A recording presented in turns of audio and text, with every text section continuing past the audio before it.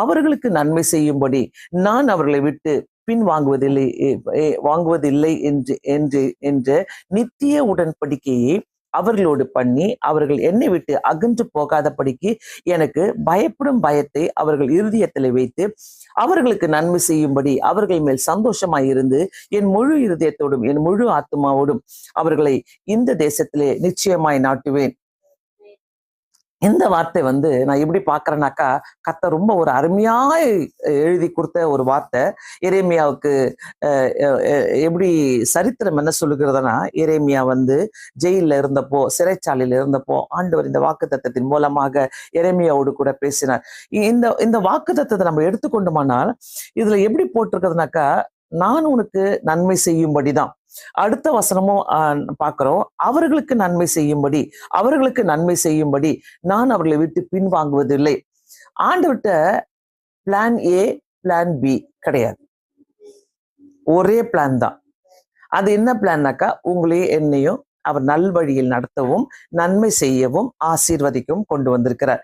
So நம்ம தான் அநேக நேரங்களில பிளான் ஏ ஒன்று வச்சுப்போம், பிளான் பி ஒன்று வச்சுப்போம், பிளான் சி கூட நம்ம வச்சுப்போம். சில நேரங்களில கர்த்தர் அதை விரும்புவதில்லை. இந்த நேரத்துல கர்த்தர் நமக்கு கொடுக்கிற ஒரு அருமையான வார்த்தைகள் என்னன்னாக்கா, உனக்கு நன்மை செய்யும்படி. அந்த நன்மை செய்யும்படி எத்தனை பேர் இந்த உலகத்துல நமக்கு சொல்றாங்க.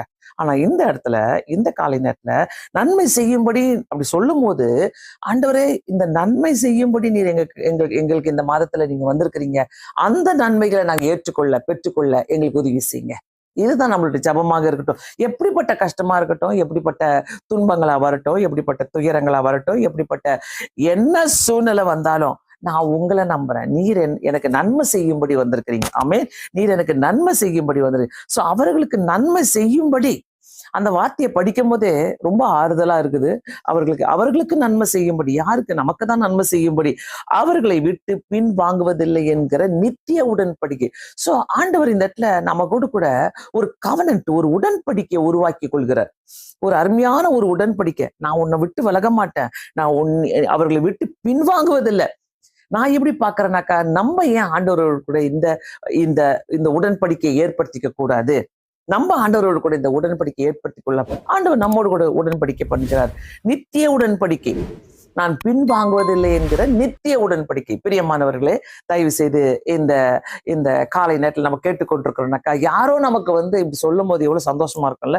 நித்திய உடன்படிக்கை. நான் சொல்றேன், கண்டிப்பா நான் செய்யறேன், கண்டிப்பா நான் இதை பண்றேன், கண்டிப்பா நான் இதை முடிப்பேன் அப்படின்னு சொல்லும் போது எவ்வளவு சந்தோஷமா இருக்குது நமக்கு இல்ல. இதை செஞ்சு முடிப்பாரு சொல்லு.